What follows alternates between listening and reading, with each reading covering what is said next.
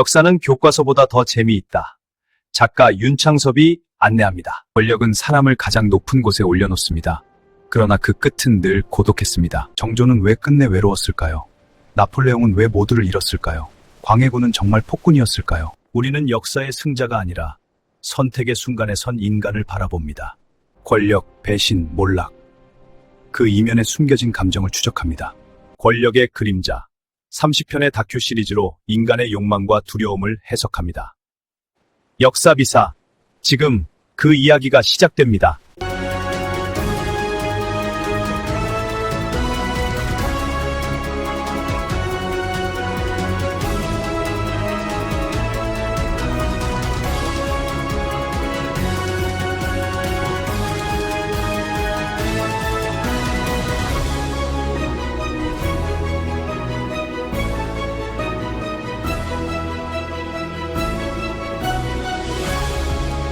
여러분, 한번 머릿속으로 상상해 보세요. 어느 날 아침에 나라에서 가장 높은 자리에 있던 여인이 하루아침에 쫓겨납니다. 네, 정말 말 그대로 하루아침에 궁궐 밖으로 끌려나가죠. 맞아요.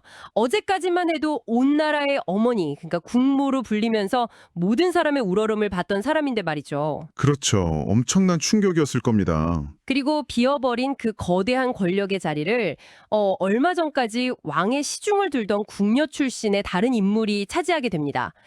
이 극적인 반전이 그냥 흔한 드라마 속 이야기가 아니잖아요. 네, 아닙니다. 조선 역사상 가장 파격적이고 어떻게 보면 가장 잔혹했던 권력 교체의 순간이죠. 1689년에 일어난 인현왕후의 폐위와 장희빈의 왕비책봉 사건입니다. 네, 겉보기에는 두 여인의 암투 같지만 그 이면에는 정말 상상을 초월하는 권력의 역학이 숨어 있죠. 윤창섭 작가가 제시한 내용 검토하면서 진행하겠습니다. 좋습니다. 이 역사적 사건의 이면을 들여다보기 위해서 우리가 오늘 머릿속에 꼭 품고 가야 할 아주 중요한 핵심 질문이 하나 있어요. 어떤 질문인가요? 과연 숙종은 한 여인에 대한 애절한 사랑을 선택한 것일까요? 아니면 권력을 주기 위한 치밀한 정치적 설계를 실행한 것일까요? 아, 사랑이냐 권력이냐. 흔히 우리가 매체에서 숙종을 볼 때 막 사랑에 눈이 멀어서 조강지처를 벌인 감정적인 왕으로 보거나 아니면 표독스러운 장희빈한테 휘둘린 좀 유약한 인물로 생각하잖아요. 네, 보통 그렇게 많이들 생각하시죠. 하지만 남겨진 기록들을 꼼꼼히 뜯어보면 이게 소름 돋을 정도로 정교하게 짜인 판이었다는 걸 알 수 있습니다. 그러니까 이 지분이 단순히 누가 누구를 더 사랑했냐 하는 공중 치정극이 아니라는 거네요. 정확합니다. 이 사건의 껍질을 한꺼풀 벗겨내면 조선이라는 나라의 정치가 어떤 본질을 가지고 작동했는지 그 뼈대가 고스란히 드러나거든요.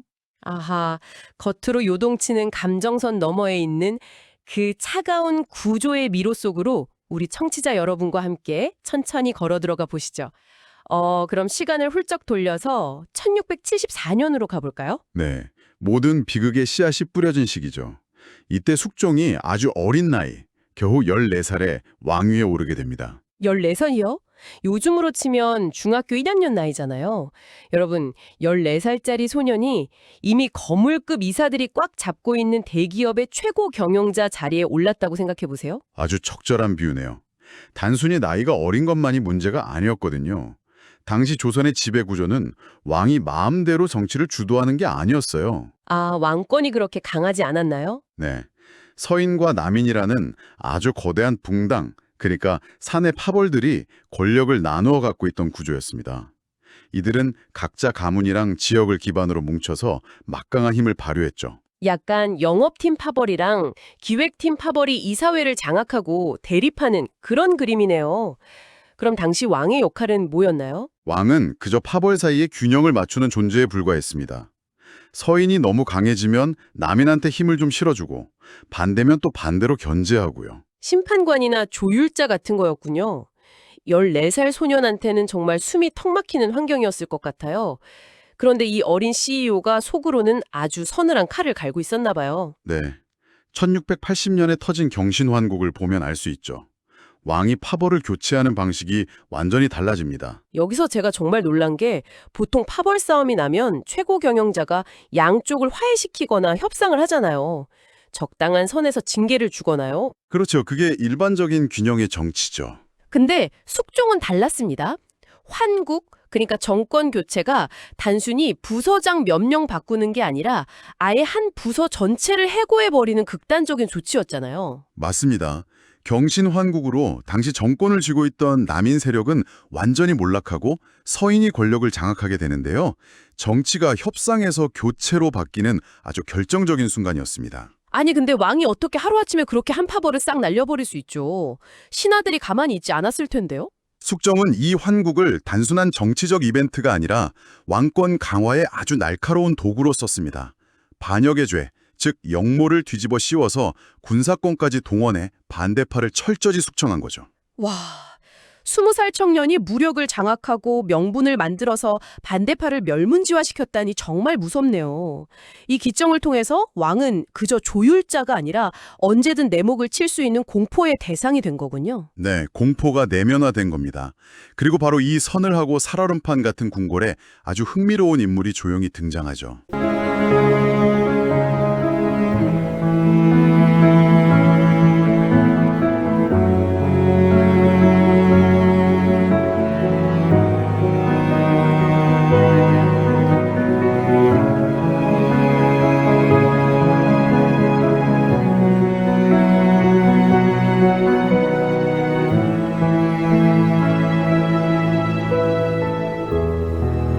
네, 드디어 나오네요. 장혜빈. 우리가 흔히 아는 악녀 이미지가 아니라 기록을 보면 이분이 상당히 총명하고 상황을 읽는 능력이 뛰어났다고 하더라고요. 맞습니다. 장혜빈은 궁녀 출신이지만 역관 집안 출신으로 당시 막대한 부를 축적한 신흥 상인 계층의 지원을 받고 있었어요. 경제적, 정치적 배경에 탄탄했던 거죠. 그래서 이제 저는 이 대목에서 숙종의 인간적인 외로움에 좀 시선이 가더라고요. 늘 신하들한테 통제받고 자신이 왕이라는 걸 증명하려고 피를 묻혀야 했던 고독한 청년이잖아요. 네, 감정적으로 많이 지쳐 있었겠죠. 그런 숙종에게 장희빈은 어떤 의미였을까요? 체면만 앞세우는 양반 가문 출신들 사이에서 이 솔직하고 영민한 여인이 어쩌면 유일하게 숨을 쉴 수 있는 쉼터였을지도 모르겠다는 생각이 들거든요. 분명 그런 인간적인 교감이 있었을 겁니다. 하지만 절대 권력이 존재하는 궁궐에서는 이런 내밀한 감정조차도 철저하게 정치적으로 이용되기 마련이죠. 아, 감정마저 도구가 된다. 1688년에 드디어 큰 사건이 터지잖아요. 장희빈이 아들을 낳게 됩니다. 훗날의 경종이죠. 네, 이 후계자의 탄생은 단순한 가족의 기쁨을 넘어섭니다. 궁궐 내 가족관계에 엄청난 지각 변동을 일으키는 정치적 폭풍의 핵이었죠. 정실 왕비인 인현왕후에게 아이가 없는 상황에서 장희빈이 아들을 낳았다. 당시 서인들 입장에서는 진짜 사형 선고나 다름없었겠어요. 서인들에게는 최악의 시나리오였죠. 장희빈 뒤에 있던 남인 세력이 차기 왕을 배출한 세력으로 완벽한 명분을 얻은 거니까요. 그리고 숙종은 태어난 지 몇 달 안 된 이 아이를 바로 원자로 삼겠다고 발표해버립니다. 서인들이 막 결사 반대하니까 그걸 핑계로 서인을 싹 쓸어버리죠. 그게 1689년 기사환국이고요. 네, 서인의 거도 송시열에게 사역을 내리고 인현왕후를 폐위시킵니다. 그리고 장희빈이 왕비가 되며 남인이 다시 권력을 잡게 되죠. 여러분, 이쯤에서 제가 하나 묻고 싶습니다. 왕의 이 선택이 정말 장희빈에 대한 낭만적인 사랑 때문이었을까요?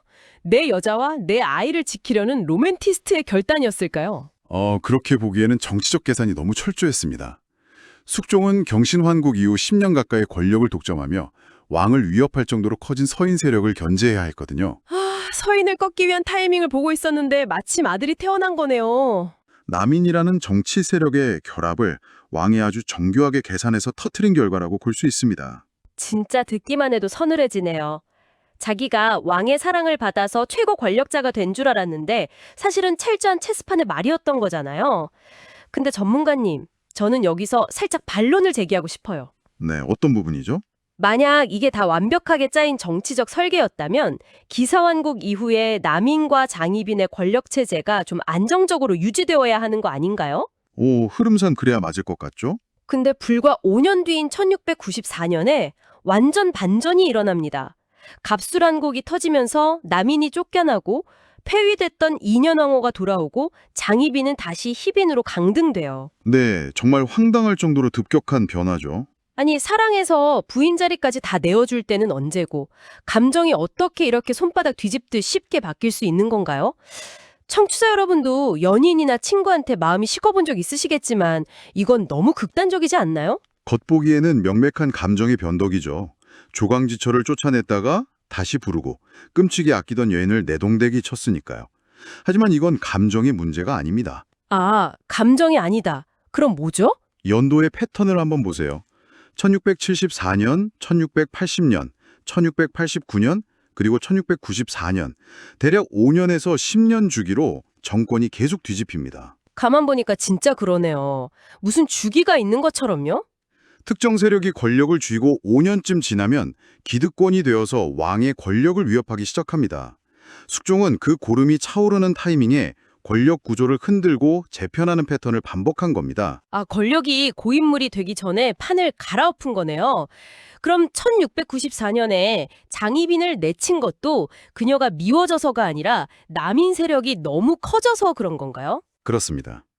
남인이 잔존한 서인들을 싹 다 죽이려고 하면서 선을 넘으려 하니까 숙종이 그걸 통제 불능 상태로 보고 판을 엎어버린 거죠. 감정의 변덕이 아니라 철저한 정치적 통제였습니다. 참, 장희빈과 인현왕후는 서로를 미워하면서 싸웠겠지만 결국 거대한 권력의 쳇바퀴 속에서 소모품으로 쓰였던 거네요. 그런데 이 잔혹한 정치의 결말이 너무 비극적입니다. 1701년으로 가보죠. 네, 1701년에 복귀했던 인현왕후가 병으로 세상을 떠나고 궁궐에 엄청난 긴장감이 감돌게 됩니다. 그리고 그 유명한 무고의 옥사건이 타지죠. 장희빈이 신당을 차려놓고 인현왕후를 저주했다는 게 발각되잖아요. 권력의 정점에서 나락으로 떨어졌으니 그 분노와 불안감이 대단했을 겁니다. 저는 여기서 숙종의 마지막 선택이 너무나 참담하게 느껴졌어요. 가장 사랑받았던 여인이고 한때 왕비였잖아요. 게다가 미래의 왕이 될 자기 처아들의 엄마인데 굳이 사약을 내려서 죽여야만 했을까요? 네, 유배를 보낼 수도 있었을 텐데 말이죠. 그러니까요. 한때 자기 삶의 전부였던 사람을 자기 손으로 끊어내는 그 마음, 청취자 여러분은 상상이 되시나요? 너무 잔혹해요. 숙종이 결국 그녀를 살리지 않은 건 감정적인 분노 때문이 아니라 철저한 정치적 정리의 완성이었기 때문입니다. 정치적 점리요? 이미 희빈으로 강등돼서 힘도 없었잖아요. 중요한 건 장희빈의 아들이 여전히 다음 왕위를 이을 세자였다는 점입니다. 만약 장희빈이 살아있는 상태에서 숙종이 죽는다면 어떻게 될까요? 아, 세자가 왕이 되면 엄마인 장희빈이 대비가 되겠네요. 맞습니다. 대비가 된 장희빈이 다시 남인을 불러들여서 서인들을 상대로 엄청난 피해 복수를 할 게 뻔했거든요. 세상에. 자기가 죽은 뒤에 벌어질 정치적 내전과 피바람을 막으려고 아예 그 불씨가 될 장희빈을 지워버린 거군요. 철저하게 권력의 속성을 꿰뚫어 본 거네요. 그렇습니다. 숙종을 단순히 감정적인 왕으로 보는 시각은 틀렸어요. 그는 권력을 누구보다 잘 이해하고 파벌들을 경쟁시켜서 자신의 위치를 극도로 강화한 인물입니다. 하지만 그 통치 방식이 남긴 상처가 너무 컸잖아요. 양반 가문들은 맨날 죽고 죽이는 데스매치를 해야 했으니까 극도의 불안정 속에서 살았을 거고요. 맞아요. 그리고 여기서 우리가 절대 잊지 말아야 할 사람들이 있습니다. 바로 백성들이죠. 아, 백성들이요? 위에 있는 사람들이 치열하게 정치 게임을 하는 동안 백성들은 어땠나요? 지배층이 덩책이나 민생을 돌볼 여유가 있었을까요? 매일 상대방 약점 잡아서 사약 먹일 공리만 하는데 말이죠. 그 혼란과 국정마비의 고통은 고스란히 하루하루 먹고 살기 바빴던 백성들의 몫이었습니다. 정말 끔찍하네요. 흉년이 들고 세금 문제가 터져도 조정에서는 네가 역모를 꾸몄네 만에 하면서 싸움만 하고 있었을 테니까요. 정치와 사랑이 분리되지 못했던 이 구조 속에서 결국 아무도 행복하지 않았던 거네요. 배신이라는 게 단지 개인의 인성 문제가 아니라 사람을 도구로 대하는 권력 구조 안에서 어떻게 비극적으로 반복되는지를 잘 보여주는 역사입니다. 네, 오늘 우리 참 먼 길을 왔습니다. 숙종은 장희빈을 선택했다가 버렸고 또 붕당이라는 세력도 필요에 따라 취하고 버렸죠. 이건 단순한 사랑 이야기가 아니라 조선의 권력이 작동하던 그 뼈대 그 자체였습니다. 네, 오늘 우리가 이렇게 해부 내용이 앞서 언급했던 윤창섭 작가의 시리즈 시즌2 배신과 선택이 추구하는 방향이기도 합니다. 권력 속에서 반복되는 이런 잔혹한 선택의 순간들을 아주 집요하게 추적하거든요. 다음 기록들도 기대가 됩니다. 맞아요. 이 역사를 그냥 수백 년 전의 옛날 이야기로만 덮어두기에는 남는 여운이 참 무겁습니다.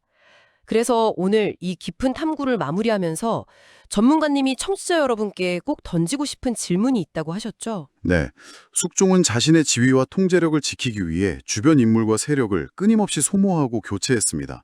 하지만 그 방식은 결국 누구에게도 진정한 신뢰를 남기지 못했죠. 다들 언제 죽을지 몰라 벌벌 떨기만 했으니까요. 그렇다면 여러분, 오늘날 우리가 맺고 있는 수많은 관계 속에서 직장 생활이든 인간관계든 가족이든 우리는 어떨까요? 당장의 효율이나 내가 원하는 통제력을 얻기 위해서 관계의 가장 기본인 신뢰를 보이지 않게 희생하고 있지는 않으신가요? 내 목적을 위해서 사람을 은연중에 도구로 대하고 있지는 않은지 돌아보게 되네요. 네, 목적을 위해 도구로 전락한 관계가 우리 삶에 결국 어떤 결말을 가져올지 1701년 피로 물든 궁궐의 역사를 통해 한 번쯤 깊이 생각해 보시길 바랍니다. 다음 시간엔 더 깊은 이야기로 찾아뵙겠습니다. 구독과 좋아요 잊지 마세요. 네, 효율과 통제보다는 신뢰와 사람 그 자체를 목적으로 두어야 한다는 묵직한 깨달음을 안고 오늘 탐구는 여기서 인사드리겠습니다. 끝까지 함께 고민해주신 여러분 감사합니다. 인도사의 역사비사와 다채움의 마음 치유소를 구독과 좋아요 많이 해주세요. After all the thunder, a quiet rain washes the dust from the window pane. The truth arrives on a gentle breeze, a warm embrace among the trees. My old soul feels a brand new light. My old soul feels a brand new light.